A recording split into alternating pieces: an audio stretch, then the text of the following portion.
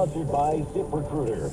I'm Cammie McCormick. Investigators still don't have a motive for yesterday's deadly shooting at a Catholic school in Minneapolis. Police Chief Brian O'Hare says there is a lot of evidence, but few answers. What we have seen so far with the evidence, unfortunately, is this is a deranged individual who, like so many other mass shooters, has had an obsession with previous mass shootings that was looking to cause as much trauma and carnage as possible for their own personal notoriety. Health Secretary Robert F. Kennedy said today not only has the CDC director, Susan Menarez, been fired, but there will be more. There's a lot of trouble at CDC, and it's going to require getting rid of some people over the long term in order for us to change the institutional culture. CBS's Skylar Henry in Atlanta. According to the White House, she's out of a job.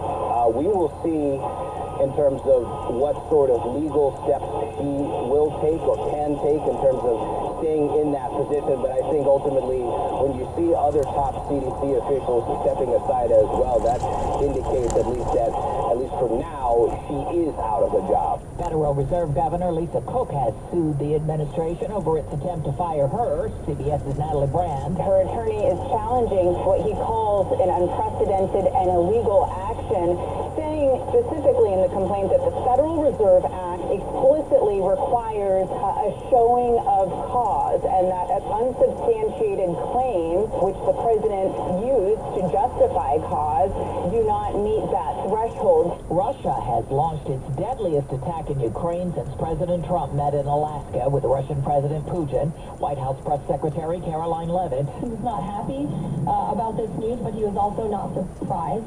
These are two countries that have been at war for a very long time. Correspondent Ian Leah reports there's outrage in Europe, little surprise among Ukrainians. You now have Ukraine, virtually everyone I'm talking to on the ground there, saying they saw those talks as nothing more than a stall tactic, something to buy Vladimir Putin some more breathing room. And now when you look at the attacks of today, specifically on the European Union delegation offices, I mean, remember that Europe is where this war is happening, and the European Union is afraid that after Ukraine, much of Europe is next. So Ukraine sees this as a slap in the face and also as a sign of what could come if Ukraine falls.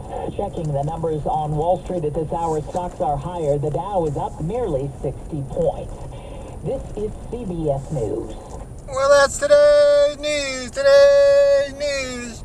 I didn't hear any good news, did you? I didn't think so. I guess it's all about perspective. The glass is half full. Well, as always, I'd like to thank you again for coming along with me on these Dash Cam News adventures. You know the drill.